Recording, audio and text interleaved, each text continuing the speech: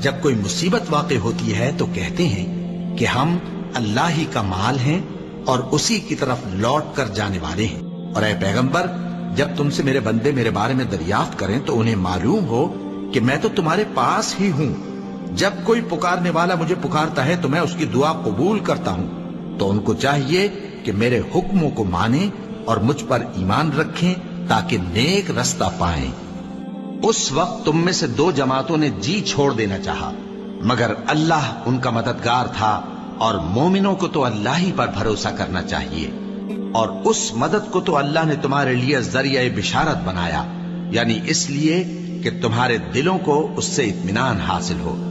वरना मदद तो अल्लाह ही की तरफ से होती है जो गालिब है, हिकमत वाला है। और बद्दिल न होना और न गम करना, अगर तुम सच्चे मोमिन हो तो तुम ही गालिब रहोगे। ये तुम्हारे मददगार नहीं